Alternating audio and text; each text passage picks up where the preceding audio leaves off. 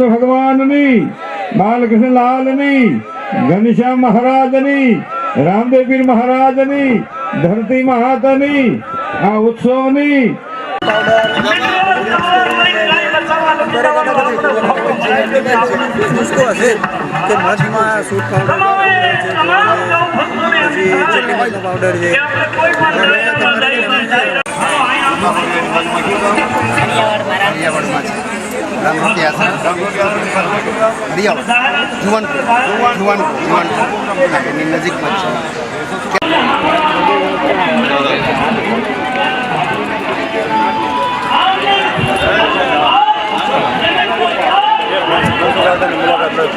રામ રામ હતા રામ રામ કેમ છો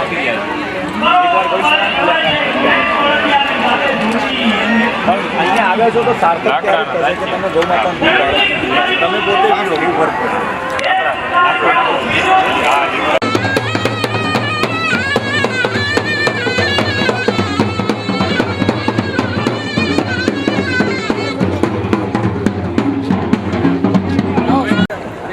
बोलो भारत माता की, गौ मात की, स्वामीनारायण भगवान की। આજે સુરત શહેરના આંગણે સૌજીભાઈ ધોળકિયાના ફાર્મમાં એક નવા ભારતનું નિર્માણ થવા જઈ રહ્યું છે એવું કહું તો અતિશયોક્તિ નહીં કહે મનસુભાઈ। આજની તો કાલ આ માર્ગે આખા સંસારે વળ્યા વિના છૂટકો નથી જો ભવિષ્યનો ભારત બચાવવો હશે તો। સૌ પ્રથમ તો આયોજન કરનારા તમામ આયોજકોને હું લાખ લાખ અભિનંદન આપું છું કે નવા ભારતનું નિર્માણ કરવાનું અદ્ભુત સાકાર સપનું એ સર્જવાનું કાર્ય કર્યું છે। આજનું વાતાવરણ એટલું બધું વિકટ બન્યું છે, આપણે આપણી ઓરિજિનાલિટી ચૂકી ગયા છીએ અને પશ્ચિમી વાતાવરણનું અનુકરણ કરતા થયા એને કારણે આપણે આપણું સ્વાસ્થ્ય ખોઈ બેઠા, આપણી સંસ્કૃતિ ખોઈ બેઠા, આપણું સત્વ ખોઈ બેઠા અને આપણે ડુપ્લિકેટ વાતાવરણને હૃદય બનાવી, જીવન બનાવી અને આપણું તમામ નાશ પામે એવા પગલાં ભરવા માંડ્યા છે।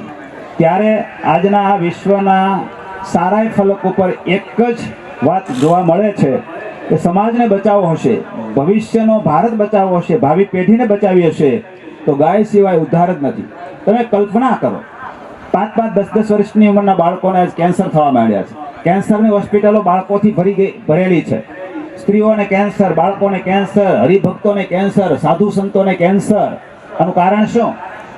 હવા દૂષિલી, પાણી દૂષિલું, અનાજ ઝેરીલું, ફળફૂલ ઝેરીલા, શાકભાજી ઝેરીલા, દૂધ ઝેરીલું, બચાય એવું છે જ નહીં। અને આપણી પાસે ગમે એટલી પ્રોપર્ટી હશે, ગમે એટલા મોટા બંગલા હશે, ગમે એટલી ગાડીઓ હશે, પણ ઘરમાં એક પેશન્ટ કેન્સરનું આવશે એટલે બધું તમને ઝેર જેવું લાગવા માંડશે। શરીરનું સ્વાસ્થ્ય પહેલું સુખ છે જેને આપણે ખોઈ બેઠા છીએ અને ખોઈ બેઠા છીએ એનું કારણ કોઈ જો હોય તો આપણે છીએ। આપણે ફર્ટિલાઇઝર્સ ખાતરનો ઉપયોગ કરવા માંડ્યા, જંતુનાશક દવાનો ઉપયોગ કરવા માંડ્યા, એને કારણે આપણે બધા આપણા પગ ઉપર કુહાડા માર્યા। ગાય અમૃત આપે છે, અમૃતનો ત્યાગ કરી અને ઝેર પીવાનું શરૂ કર્યું। હવે ઝેર પીવાનું શરૂ કર્યા પછી સુખી રહેવાના આપણે સપના સેવી એ બહુ મોટી મૂર્ખતા છે। એટલે જે ઋષિમુનિઓએ ગાયોની મહત્તા ગાય છે, ભગવાન કૃષ્ણે જે ગાયોની સેવા કરી છે, આ દેશ ગાયોનો દેશ છે। ઋષિમુનિઓ પોતાના આશ્રમોમાં ગાયો રાખતા અને ગાયોના માધ્યમથી બધાનું ભરણ પોષણ કરતા હતા। એ ગાયને આપણે કતલખાને મોકલવા માંડ્યા। ગાયનું દૂધ આપણે પીવાનું ગમતું નથી, ઝેરીલું દૂધ પીવું ગમે છે। આ બધી આપણી કમનસીબી છે। હવે આ કમનસીબીમાંથી સંસારને બહાર કાઢવા માટેનો માત્ર ને માત્ર એક જ ઉપાય છે, ગાય બચાવો। વિશ્વના સાયન્ટિસ્ટોની કોન્ફરન્સ થયેલી, મેડિકલ ઓફિસરોની કોન્ફરન્સ થયેલી, છેલ્લે તારણ એ આવ્યું કે હવે જો ભવિષ્યનો ભારત બચાવવો હશે તો આખા સમાજે ગાય ઉપર કેન્દ્રિત થવું પડશે। હરેક ઘરે ગાય બંધાય, હરેક લોકો ગાય આધારિત ખેતી કરતા થાય તો જ બચશે, નહીતર સમાજ બચે એવી કોઈ શક્યતા નથી। ગમે એટલી હોસ્પિટલો ખુલે, ગમે એટલા કાર્ડ આપણને આપે, પણ બચી એવી કોઈ શક્યતા નથી। અમારા બગસરાના એક ડોક્ટર છે, કેન્સરના સ્પેશિયાલિસ્ટ, કેકાણી સાહેબ, રાજકોટમાં એમની હોસ્પિટલ છે, ઘણા ઓપરેશનો કરે છે રોજના।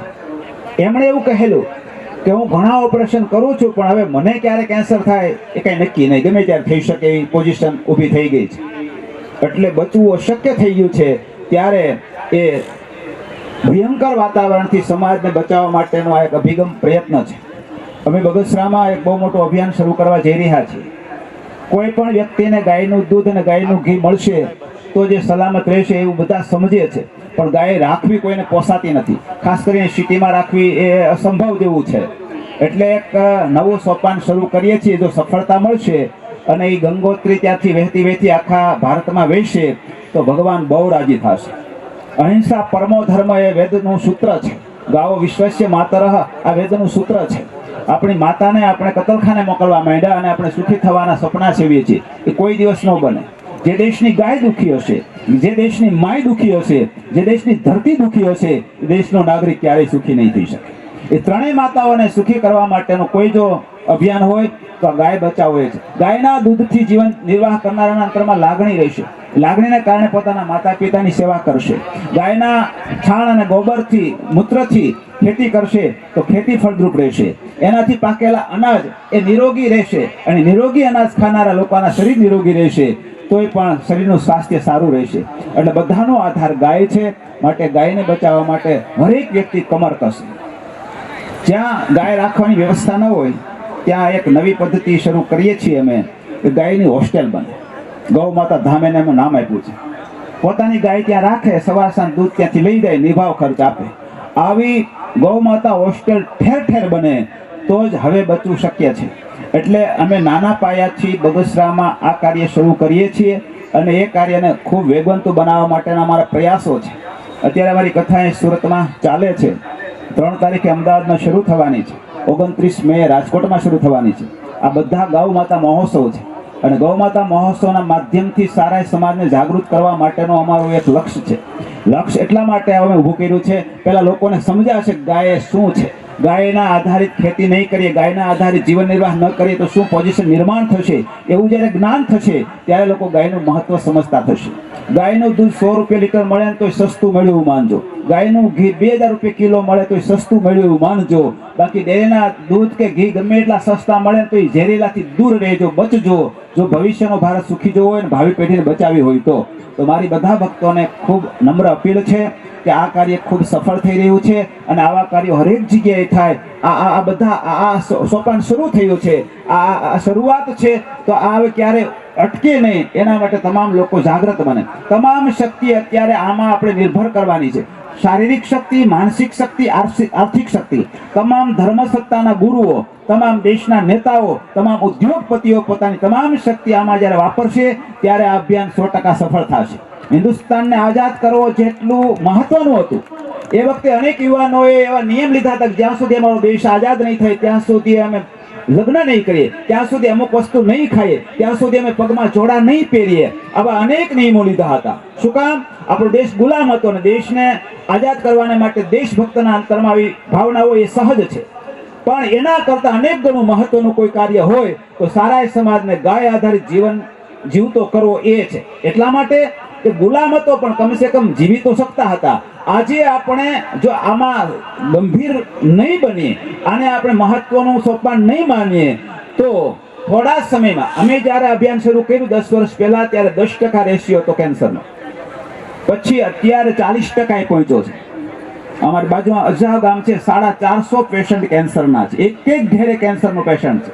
આ ફર્ટિલાઇઝર ખાતર અને જંતુનાશક દવાને કારણે સાયન્ટિસ્ટોને એવું તારણ નીકળ્યું છે કે હજુ 5 થી 7 વર્ષમાં લોકો જો જાગશે નહીં તો 5 થી 7 વર્ષમાં 90% આ રેશિયો પહોંચવાનો છે. અને 90% કેન્સરનો રેશિયો પહોંચે એટલે હું તમે કોઈ ન બચી શકીએ. ભલે આપણે કાંઈ વ્યસન નહીં હોય પણ કેન્સર આપણને બધાને થશે એ 100% સત્ય વાત છે.